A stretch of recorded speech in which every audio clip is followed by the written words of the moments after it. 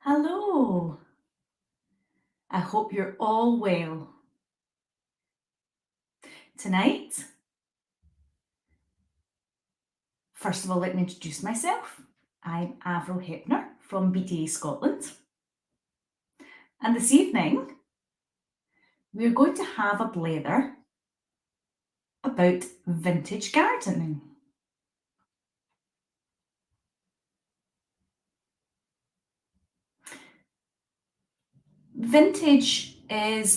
The meaning of vintage is from olden times, olden gardens, old objects that you can use within your garden. You may have things in your house that you can use either in your front or your back garden. So I thought it'd be lovely this evening. Now we're coming to August. We still have summer, hopefully a little bit of summer. And there might be some more gardening before autumn hits, winter hits. So I thought it would be lovely to have an opportunity to talk about this. And so this evening, we're going to welcome Andrew. So I'd love to ask Andrew to please join us now. Hello, I'm Andrew. I'm from Nottingham. Hi. And I'm here because I want to show you some of my vintage things. Let me show you a couple of things just straight off the bat. Here you go. I've got loads of things to show you tonight. Like this, for example. Mm-hmm.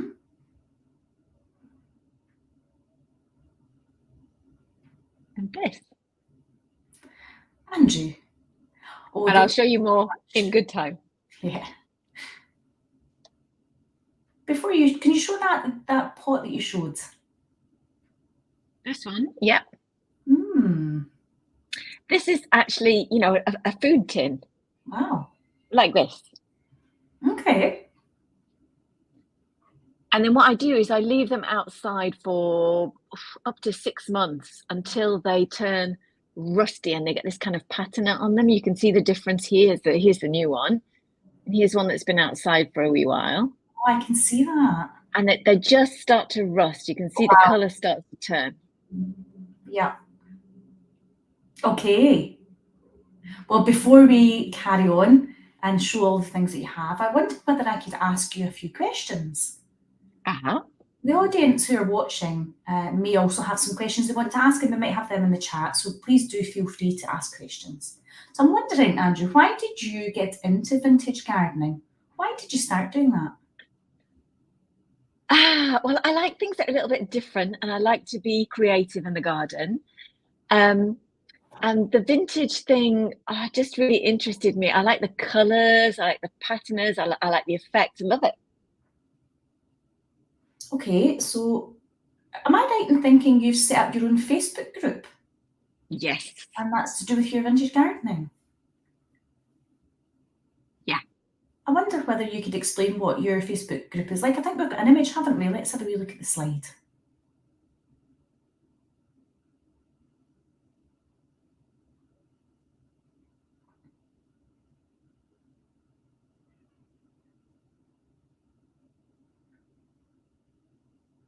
So you've set this Facebook page up. I wonder why did you think of doing that? Yeah, I set it up 8 years ago now, I think.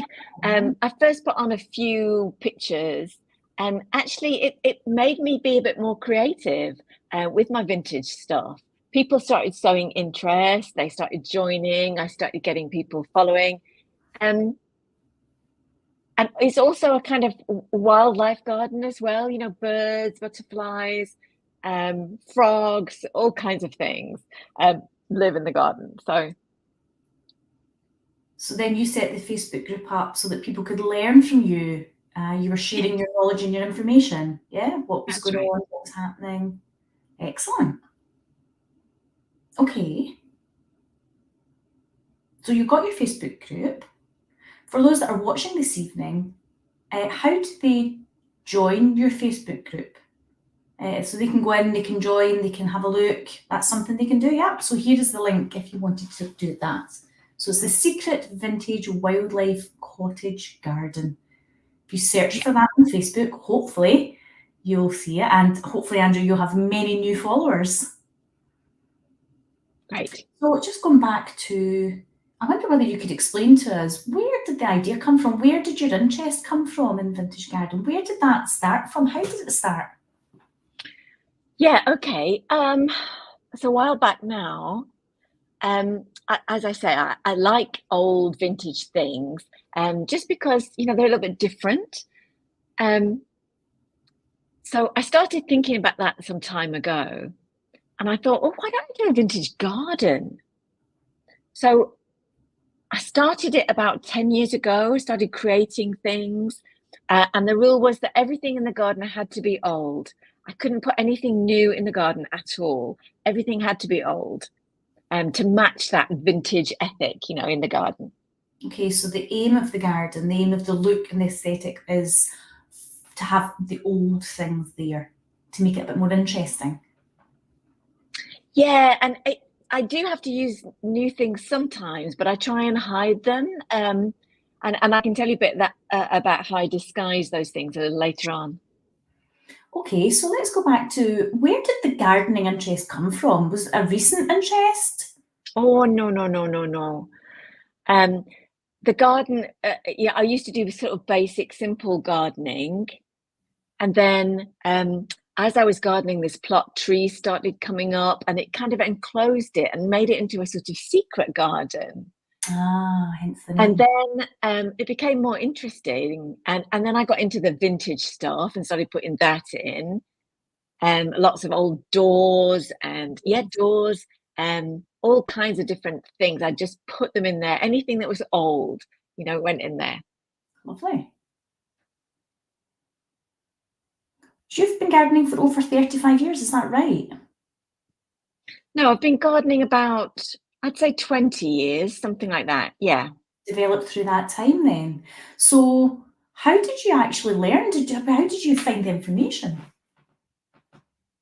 Well, the vintage stuff is me. I've been doing that for about 10 years, maybe more than 10 years now, actually. I use Google, and you know, if I see something interesting, I print that off, I cut that out, I stick that in my scrapbook, and I just learn. You know, that's how I learned about vintage, really, and how I came up with the ideas for the vintage garden. It does take a lot of time to you know, learn these things and to transpose those ideas into the garden. Um, you know, sometimes I've put things in, they haven't looked right. I've had to kind of do something again. So yeah, it's got to be old stuff, otherwise it doesn't look right.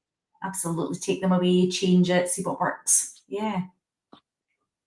So I wonder whether we could show some of your pictures you've given us, some of the images you sent across of your garden.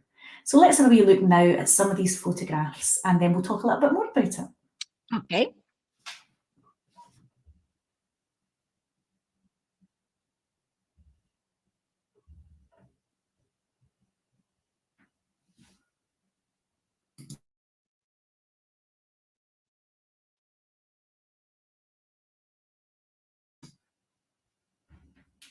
They are lovely. Your garden's amazing, so bright and colourful. I would quite like to talk about, first of all, about the wood, the kind of pile of planks that were there. I wonder if you could tell us more about that and what you actually ended up doing with it. Sure, sure. Well, with wood, I look for older wood. I don't really like new wood. So I look for old wood like this.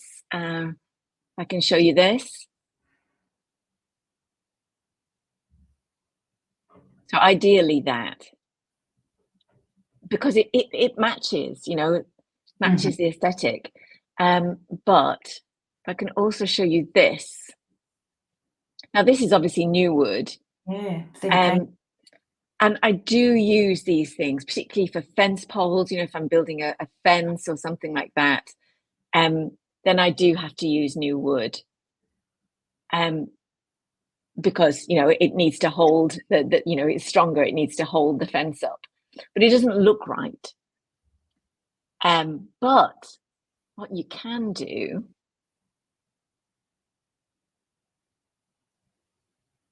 is Oh, just hammer that on, and then you've disguised your piece of new wood. that's clever. So you've got your new wood that you need for strength, and then you put that on top to make it have the old effect. That's right, Then it's that means disguised. It looks old. Ah, Exactly. It looks like it's been there from the beginning, you know? that's so clever. So I wonder then, do you ever paint your wood or do things with the wood?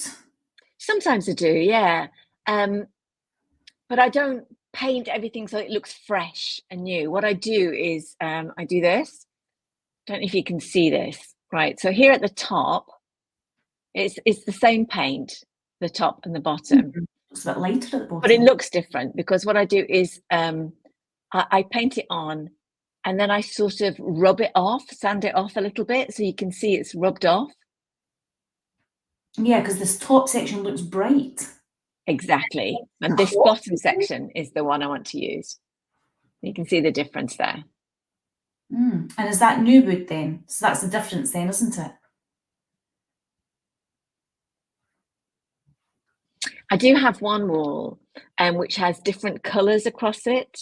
But they match like different shades of blue, you know, so I'm rubbing things down and I'm placing them next to each other so they look good, you know, and it looks different, interesting. So then it's important in a vintage garden to have wood that would look old, not new. Exactly. Obviously, you have your plants, but at first you would then try and have your older looking, kind of as if it's been there for a long time, and then you would use the colours to match it. What colours? Green, blue, what kind of colours? I do have a variety of colours at the moment. At the moment in summer, I have a lot of blue. Last year, I was strong on yellow and white. Oh, so you change. 2 years ago, it was pink. So it varies. You know, there's a lot of colours in the garden at the moment, and I try to work with the colours that are present. So at the moment, you said you've got your wall blue. So then I saw some flowers, different coloured flowers. Do you have any specific colours this year that you plant that would go with vintage gardens? Is orange a colour or? Yeah, for a big display, I would choose colours that harmonise. You know, maybe red and orange in one area, or yellow and white in another area, or pink and blue, or green, pink, blue, green. So two colours, you can do two colours or? 2, 3, 4. It depends on the colour and how you mix them. But yeah, so like this yellow, for example. Let me see what I've got here. And here we've got pink because it goes with this pot. Ah, so you're trying to match in with what you're putting it in. Here we have a blue here because it's in this tin. I see, I see. And again, so what is that? What's that? What's the tin? Oh, it's an old tea. yes, it's tea. Yeah, Vats. just a vintage tea tin. But it is aged. It's a little rusty, as you can see. You've got these little spots around here. Right, okay. Which I think makes it more appealing, you know, makes it more exciting to look at rather than something new and just shiny, you know. Okay. So then, I can show you this one as well.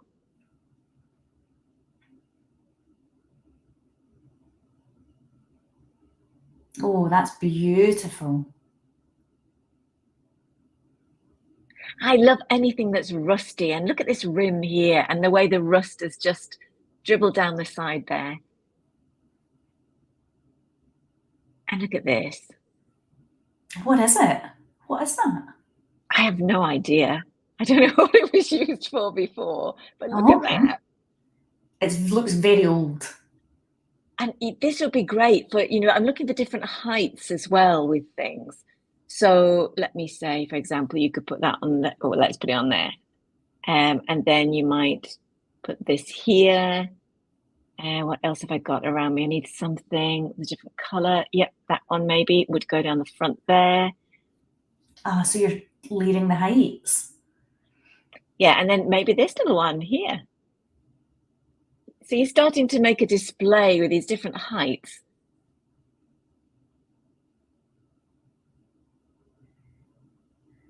Let me just put those back up there.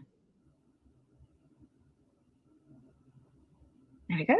It's really beautiful. What a lovely idea. Really colourful and so creative. Yeah. So for those that are watching, do you have, I think did we see a kettle or something? I wonder if you could talk a little bit about what you do with that. Yeah. Where have I put that? Here you go. So this is just an old teapot.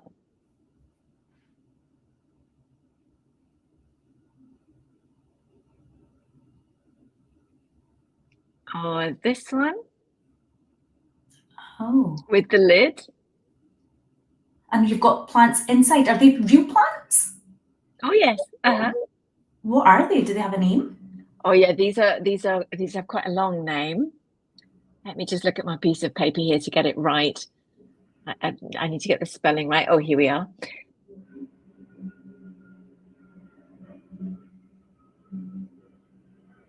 These are sempervivums. Lovely name. Very shaped. And I've got some more here and here.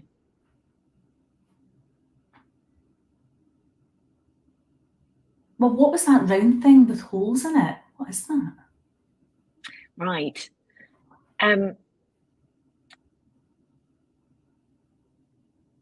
It used to be a kind of tea light holder, I think. For candles. And I think it was copper, and it had been left outside, and so it's deteriorated and it's gone rusty. So then lots of things you could put outside and just leave them to rust, leave them to deteriorate. And then exactly. Yeah, you can make them old. I mean, look at this, for example. Mm-hmm. Now that, has been bought new, but it's been left outside for a couple of years or something like that, and it's begun to deteriorate. And that, I think, is useful to me for a display. I wouldn't have used it if it was new. I would have needed to have left it outside to rust before I could use it. So in that case, you would just use that particular item for just a display. You wouldn't plant in it as such. Could you show us an example? No, I don't think that would hold a plant. So I think that's really for display. So for example, you'd do something like this, maybe that, or it would need something like maybe this one here. That's beautiful. That's really beautiful. Very clever. So something like that. You just create a display.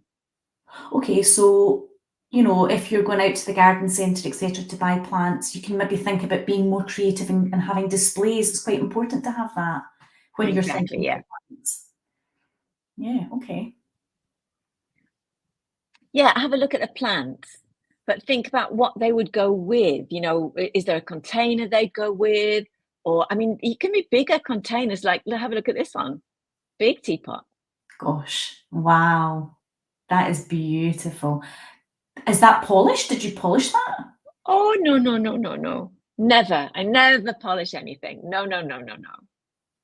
This is just its natural form. It's lovely. Nice old teapot.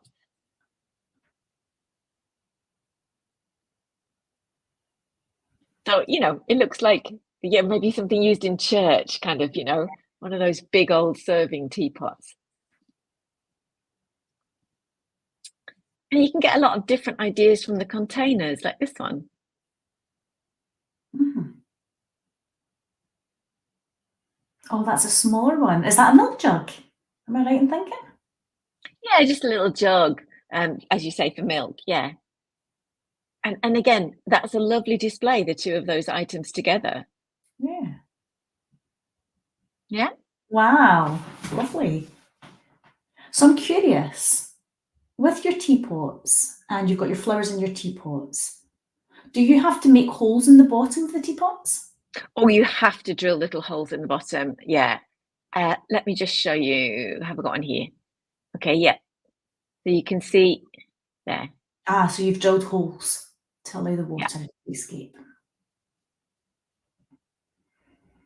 You've got to drill drainage holes, because if it rains heavily, your plant is going to drown. It's going to die. So you've got to have drainage holes in the bottom. Everything here has got drainage holes in the bottom. Okay, can I go back a little bit? Do you remember the wood? We were talking about the planks of wood, and you were talking about making them old with the paint. I saw some wood in one of the pictures, and you had written on them. What was that? Did you make them, and what are they? Yeah, those are my, well, the names come from my family members. So they're kind of mementos, really, I suppose. So like Jean's plot, Jean taught me how to, well, she taught me about ponds and frogs and the wildlife in ponds.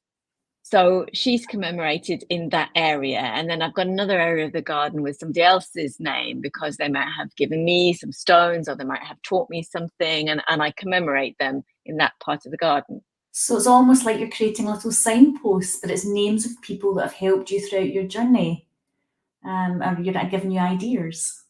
Yes. So I have little areas of the garden, garden rooms, I suppose you would call them, because my garden has a number of rooms in it. Okay. And each one of those, there's one that's the pond, there's one that's a kind of a stone area, there's a vegetable area, a vegetable patch, I suppose you would call it.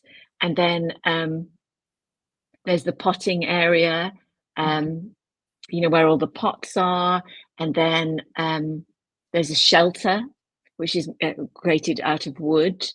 And there are different displays around that shelter area. And that way you can see where things are, whether it's the veg plot or whatever, and you can display your items like your kettles. Exactly. So I wonder whether we could show some more of your photos. Could we do a few more? Let's have a little look and we can chat about them.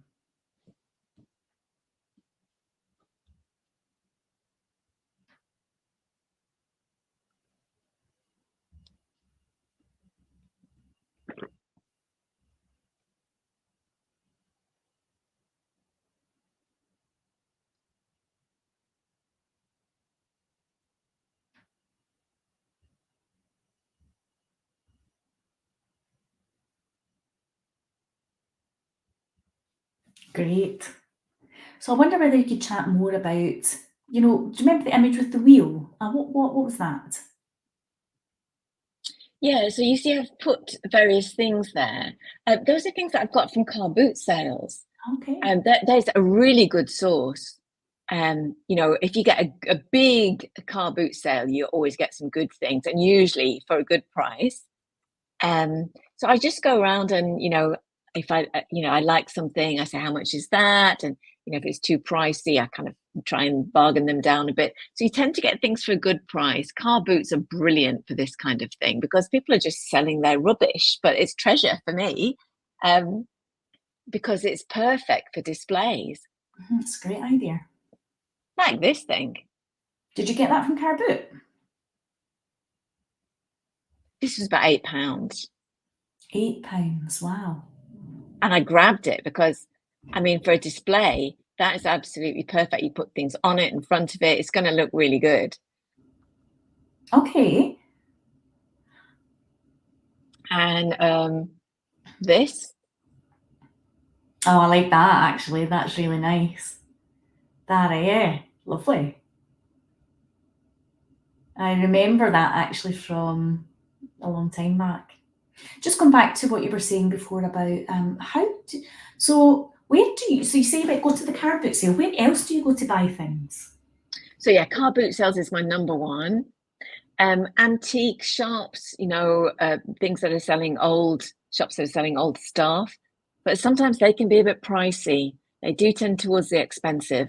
Charity shops are also quite good. Some things I've got from charity shops like this. Let me see. Let's have a look.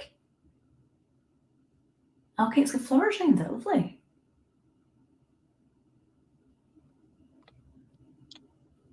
Oh, eBay is also pretty good. But eBay, because you have to pay for the delivery, you have to pay for the package and postage. And if there's a large item, then that can be, you know, a bit problematic. So you have to think about that very carefully. If the delivery is free, then it's fine. So for those that are watching, do you recommend the car boot? Yes. And what's the kind of average cost? £1 to what kind of average cost are you looking at? Well, I tend to say, well, how much is that? And you know, if it's 50p, I'm in 50p and you're done, sold. But it can go from 50p to, I would say, £20 at the upper limit. Okay, It depends on the size of the item, I think. And, you know, sometimes it's worth it. Sometimes you get an absolute bargain at 50p, but let me show you an example here. Oh, yeah, very old. This was a fiver, £5. £5, gosh. And I grabbed it. It's very old. I mean, normally something like that would be really quite expensive, actually. But I think people don't realize how pricey these things can be. They're just trying to get rid of their stuff, aren't they? So.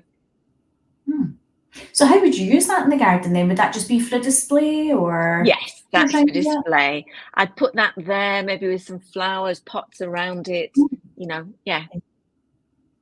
What's the most expensive thing you've ever bought for your garden? Ooh. Just £20? Or? I think it would have to be a gate. You bought a gate? Yeah. Yeah, because I saw it on eBay actually, and I thought, oh, I really like that.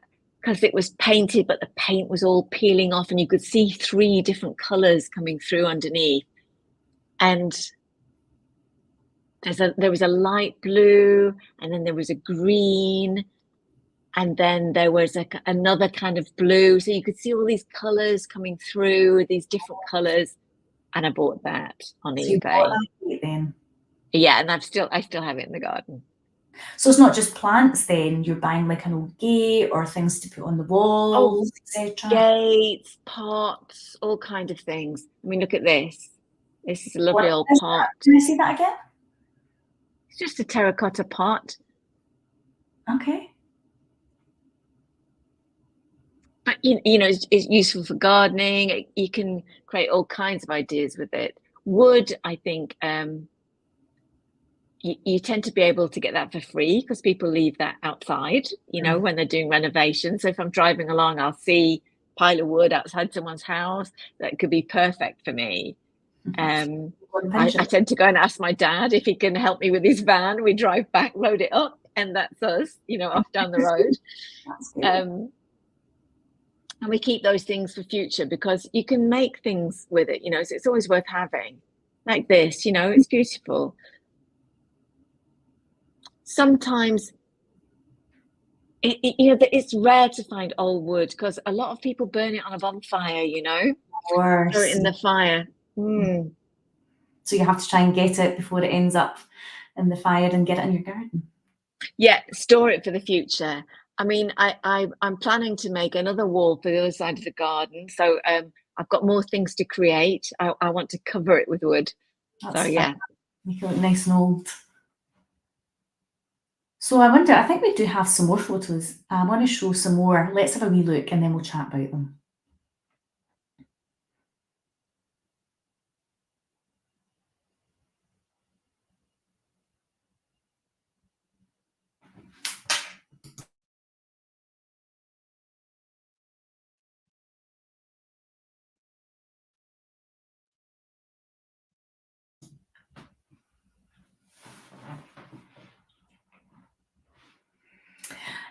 Actually, what I noticed was, you know, your use of bits and pieces that people would throw away and you keep them like the wheelbarrow and you're using it for a display. It's fantastic.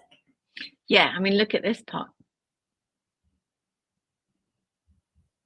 Old saucepan with the handle. And you could see the shelf in the photographs that you've just seen. There were a number of pots across that shelf. And just creates visual interest, you know, to have that repetition, but the variation in colour. And they're all shades of blue with different planting in them. It's beautiful. The pots are a great idea. You know, so I guess the audience should remember, don't throw your old pots away. Keep them. Keep them. Don't throw them into the waste. keep them and use them in your garden. You could have all different sizes, couldn't you? You could go from big to small, you could have it all. Absolutely. Yeah, just some variety. Yeah. Also, I saw your flower bag. I wonder if you could tell us a bit about that. Yeah, I bought that from an antique shop actually. Okay. I was just walking by and saw it and thought, oh yeah, I just like it. It had a lid on it, and because it said flower across the front, like they used to keep the flour in big tins like that, didn't they? And it's pretty sizable actually. So I quite liked it, and I think that cost me £30. So I bought that, brought it home, drilled holes in the bottom for the drainage, and then planted it up. That's fabulous. And then found those other objects to go around it, and I think the display looks pretty good. It looks brilliant, I think that vintage, it does remind you of the olden days. There was was it a cow's milk jug kind The of a churn, yeah, the big churn. Yeah. It was it heavy?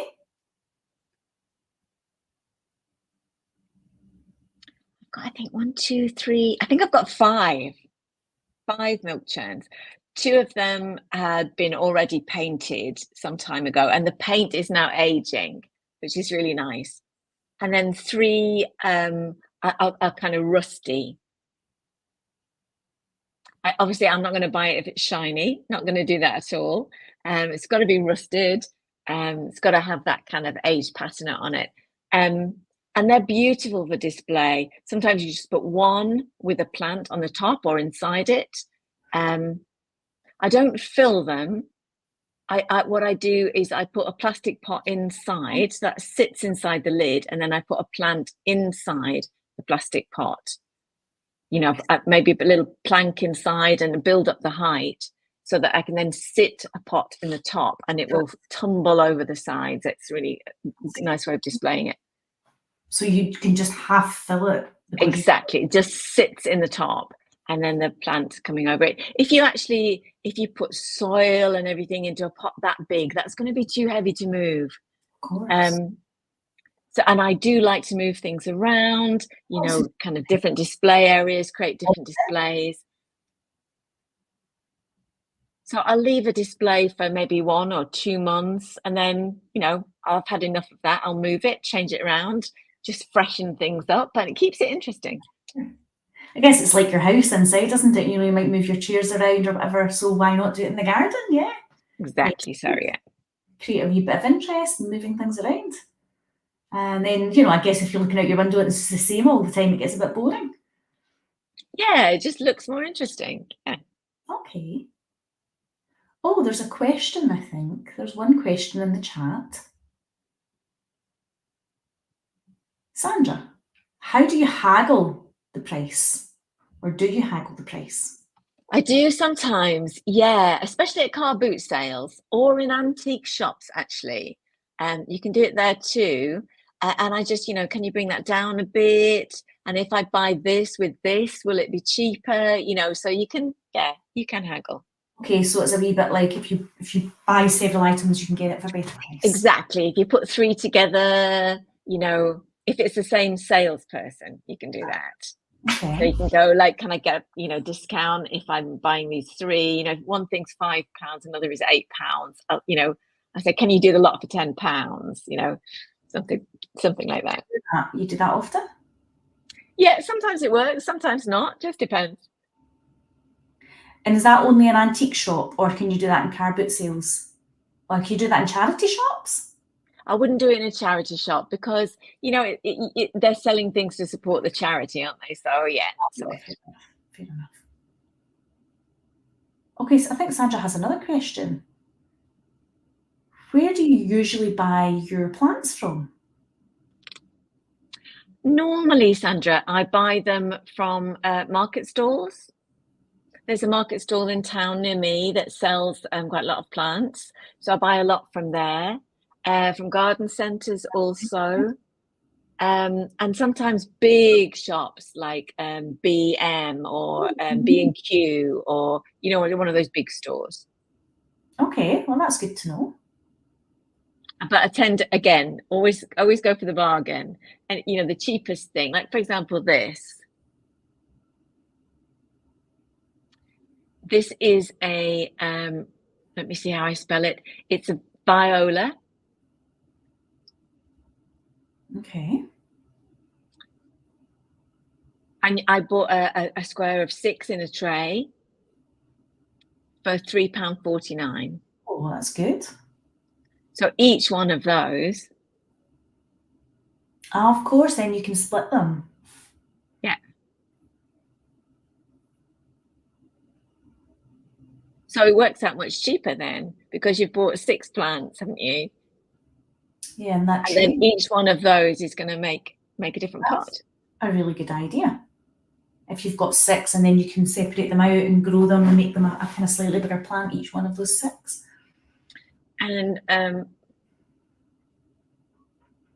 for something like this, What is this? that's actually 3 plants planted together. 3 in one pot. Because I wanted it to look very full. See, so it's not just like putting one plant in one thing. Sometimes you maybe have to put more than one. You have to judge, sometimes one doesn't look like it's going to be enough. If you put 3 together, you might get a bigger, fuller display. I was fooled. I thought it was one plant. Can I have a look at it again?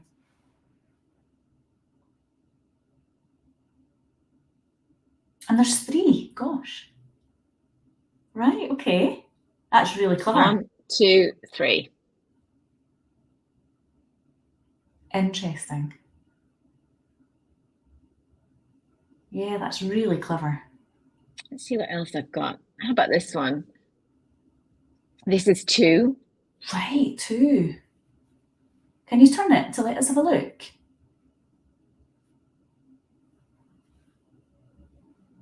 Okay, so maybe like 1 on each side. Yeah. Lovely. But sometimes, it does depend on the size of the container that you're planting into. Sometimes one can look just drowned and a bit too small. So, you need to kind of pad it out, fill it out. I never realised. I assumed it was 1, but that makes complete sense, putting several in to fill it out. Do you have any others? Oh, there's another question from Sean. This looks brilliant, really creative. Do you design everything planning beforehand, or do you just improvise on the spot? I improvise. I just look and see. Sometimes I do some designing. I do sometimes. But mostly I'm just looking at an area and going, let's put that there, let's put that there. No, I'll put that there. This one, just trying things out. Like this kind of thing, or this kind of thing. What is that? Can you bring it really close to the camera? Oh, wow, that's from a long time. That's chocolates, isn't it? Roses. Yeah, that's right. How about this one? Okay. So what I do is something like this for a display. Here you go. Oops. Let me see what else I would use here. Let me pick this. How about that? But that needs a bit of height, doesn't it? So I'd maybe put something like that underneath it. So you're Maybe creating move that to there, that to there.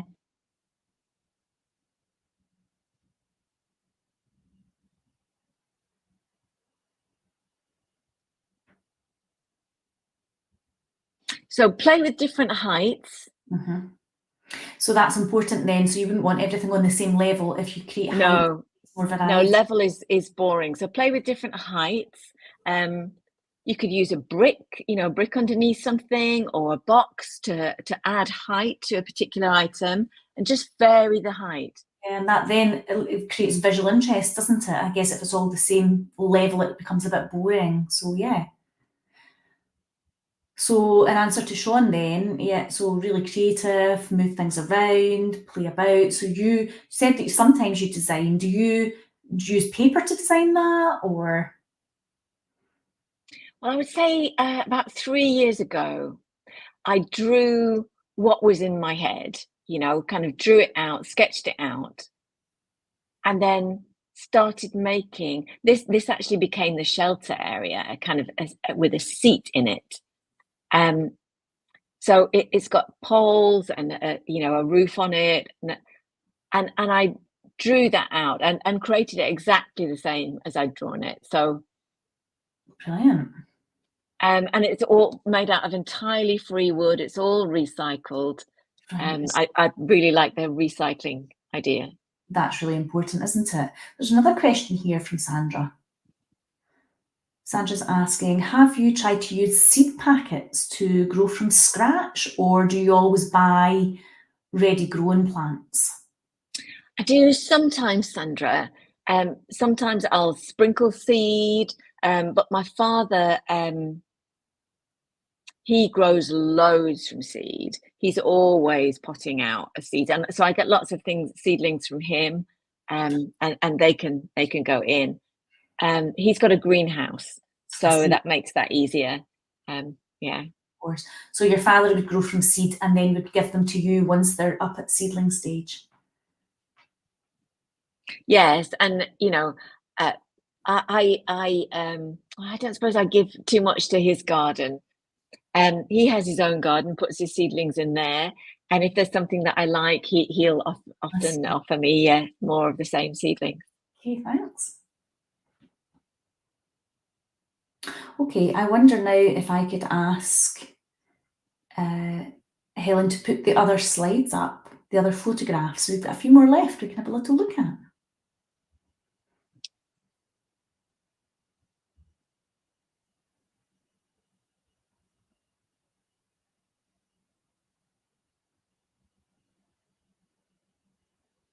Now, that's very orange, and I wonder whether there's a theme going on there. Could you tell us a little bit about why you've picked all the orange colours? Sure. First, that's the first one was autumn, and then the second one that you saw was Halloween. Halloween, perfect colours. Because it's lovely to have pumpkins around the place, obviously, but that bright orange, that red, that vibrant red echoes the pumpkins. So these are at the front of the garden. These are not in the vintage garden, the secret vintage garden, which is at the back. Is that so people can see the display? Yeah, because it gets dark early. So when it starts being dark, I'm not out in the garden very much. But at the front, when I'm coming home, I can see that display on my way in through the front door. So that becomes a more important area for me. And there is some orange. Orange is vibrant, isn't it? When it's getting dark, that color, with some lights and some flowers, it looks good. So then the orange, you're thinking about it's Halloween, it matches in with pumpkins, that there's colours. So you're actually thinking about the themes that go with that, aren't you? It's a great idea. Yeah, and that would go like, for example, with something like this, because this has got that sort of browny orange colour in it. Of course. So that would be great for an autumn display or Halloween, or again, this one also. Also this one. Okay, yeah, that's quite shiny, that one, isn't it? Yeah, it hasn't grown too much yet, but you'll see more foliage coming through soon, and that will bloom shortly. Okay, so we do have another picture. Let's have a look at the next picture.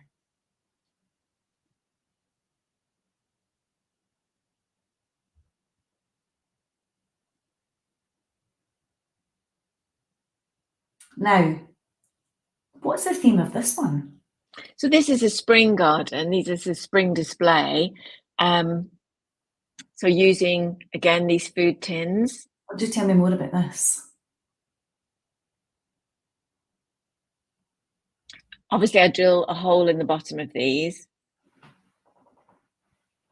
So you drill 3 holes, did you say? 3, yes. I usually try 3 together in a little triangle, because one of the holes is for the stick.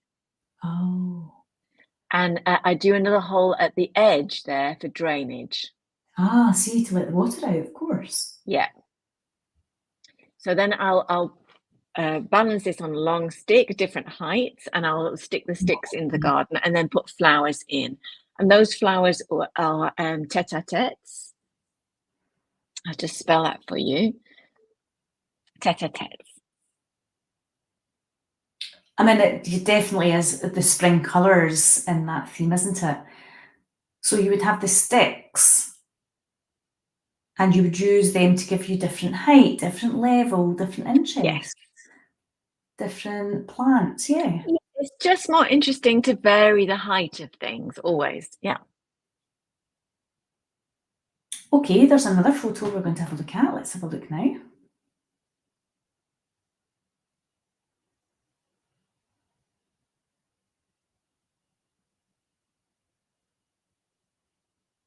Yeah, so again, that's looking at the levels, isn't it? And that's this plant again that we met before. And here's some more. And there's lots of form in those ones that creates different Yeah. shapes. And so you see sticks at different heights, or for a display, you could perhaps do something like this. I'll just tilt the camera down. You could take a plant pot, pop that on the top there, and have the other two just gathered by it.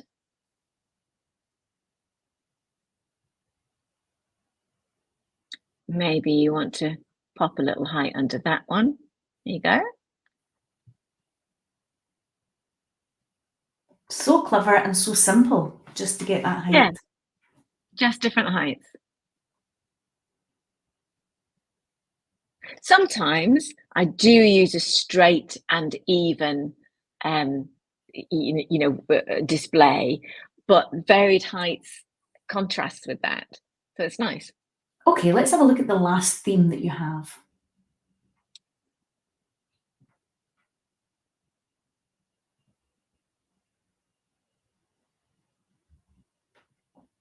I mean, of course, we know what this is, don't we?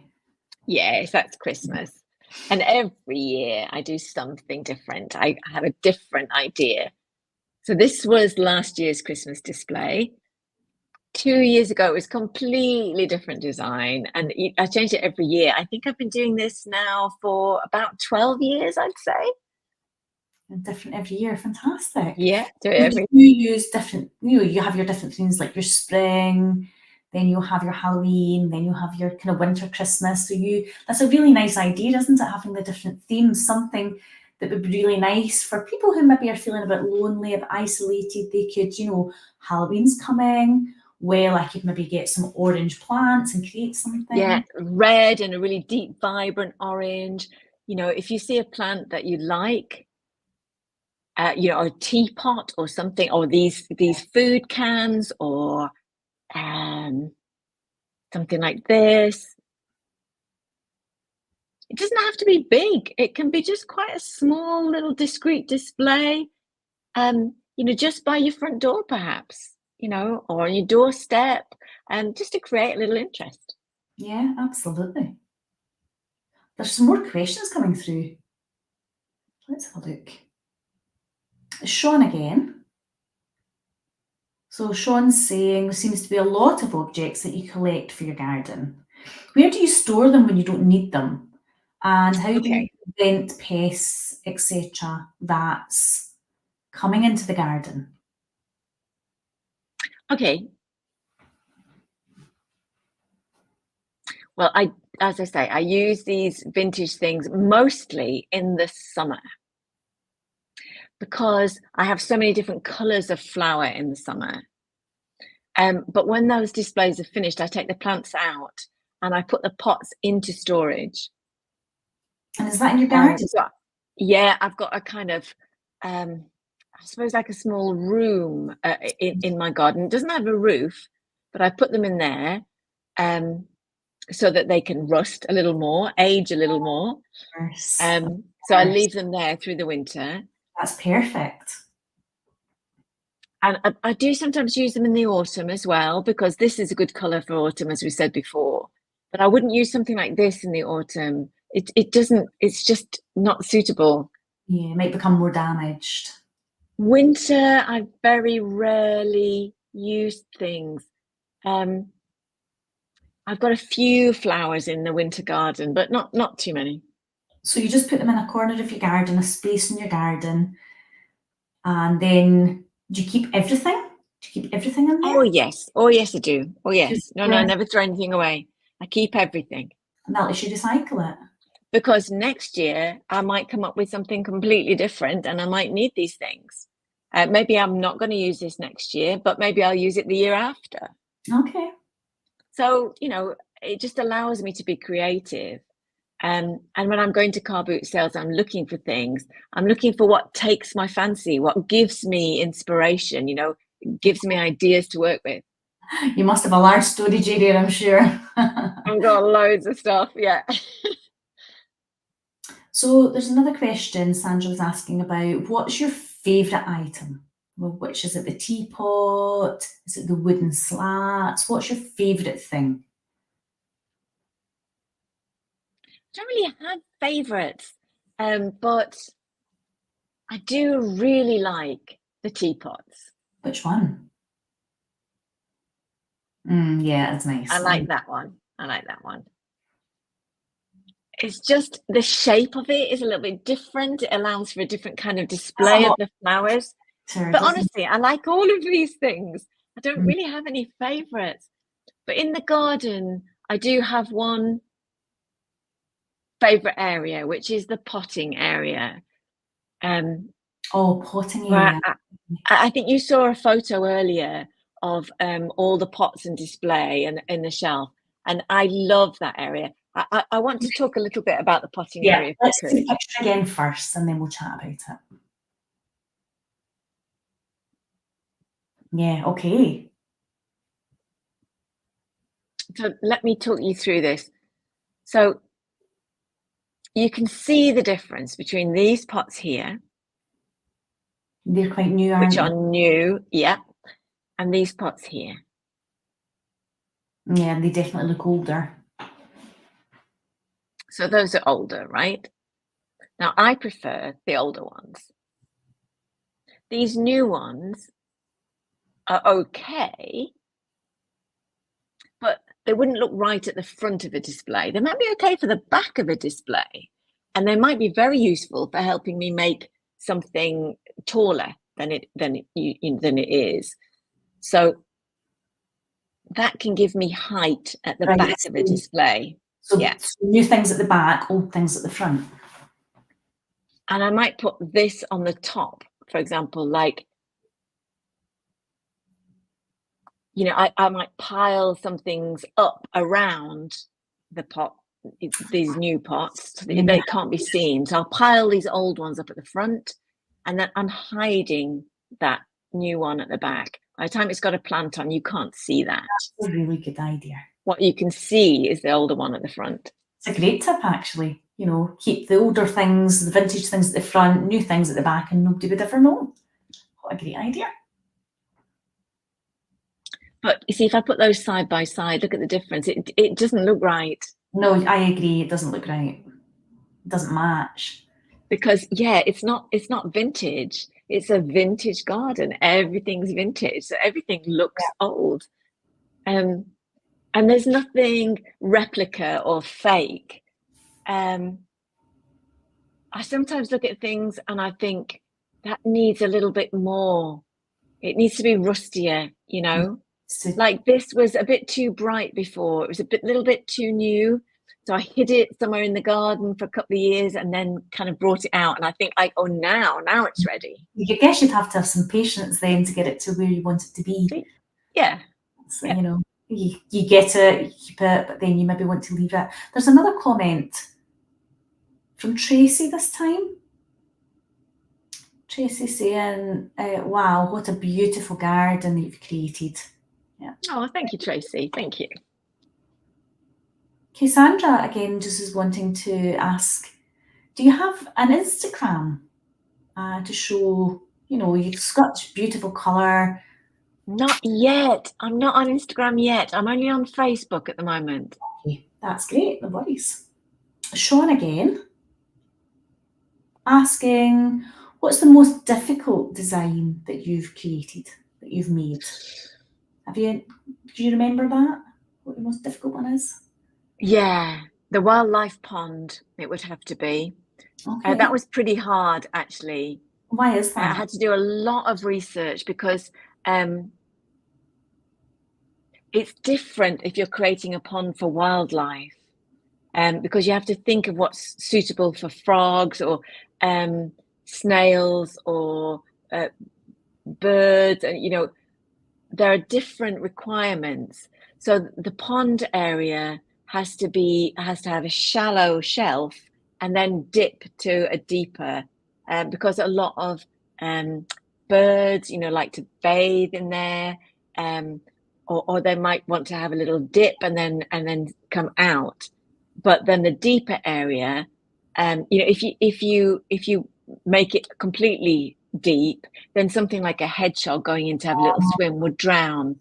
Of So course. you need to have a shallow area, but it's been very successful. So ponds are quite challenging then. And it's only 1.5 years old, actually. Oh gosh. Just made it 1.5 years ago.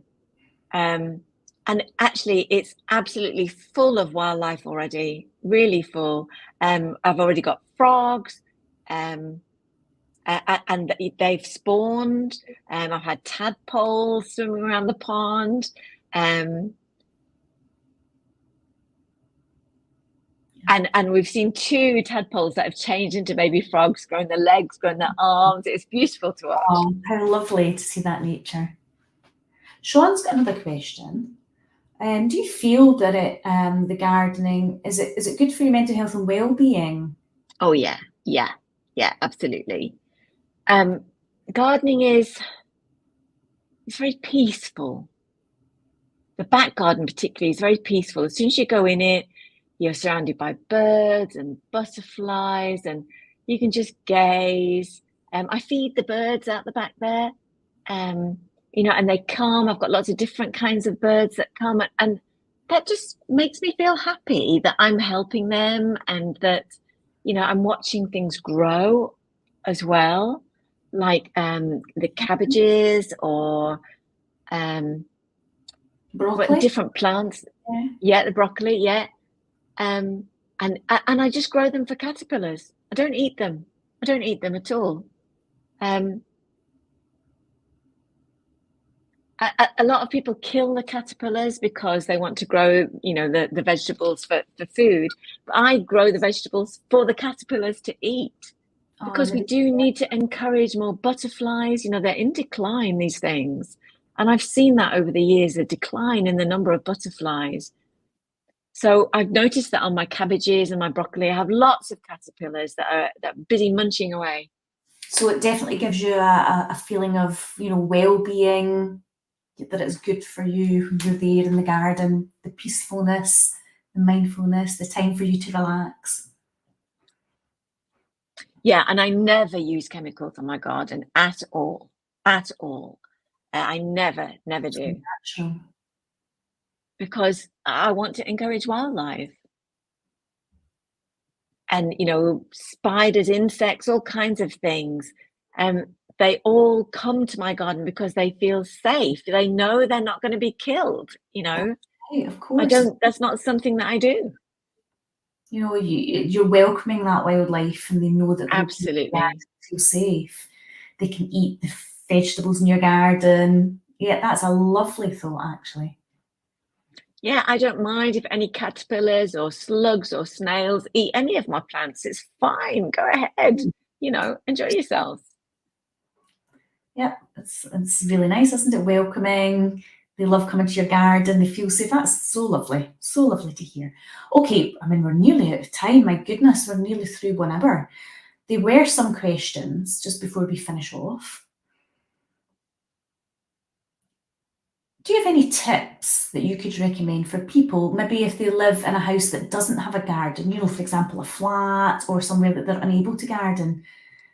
is there anything they could do to have some vintage plants? Yeah, I can show you this little tip. You could use this in your home. Use houseplants for this, or flowers. Little plants that are for your home. So get some old vintage pots and things. Let me just show you. Right, take that. Now this is not vintage, this pot, obviously. This is not true vintage, but you could add some vintage to this. So vintage looking things. How about this? This is actually vintage.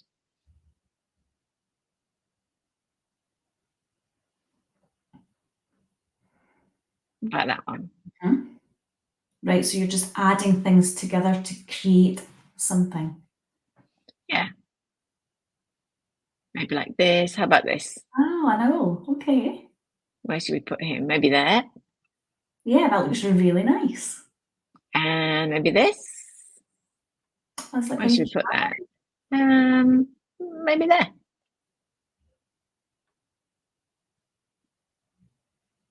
Yeah, that's really simple and really effective, isn't it? A very quick way of creating something. Yeah, so just an assemblage.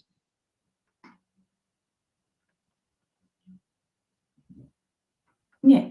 So you can do that with houseplants or with little flowers, and you can mix that around. If you had a round table or something, you could create, cluster some objects together, and then you can move them around for, different times, different interest. Oh, thanks for all those ideas. I think the audience have learned a lot. Of hope they've enjoyed that. Obviously, it's great for your well-being. It's great for your mental health. It reduces your loneliness and isolation. You can get out and about. These are great ideas to help people. Obviously, with the weather being as it is just now, try and get out as much as you can. Hopefully, it encourages people to get out and about into their gardens. And hopefully, we'll see people joining your Facebook group. That'd be great. Appreciate your time and all the information you've shared with us tonight. And I hope the audience have really enjoyed watching. And I hope your garden continues to blossom and grow. And we watch this space. Thank you so much for your time, Andrew. Thank you for coming this evening. And I hope you've enjoyed yourself. Well, thank you, and you're most welcome. Thank you. Bye-bye. Bye.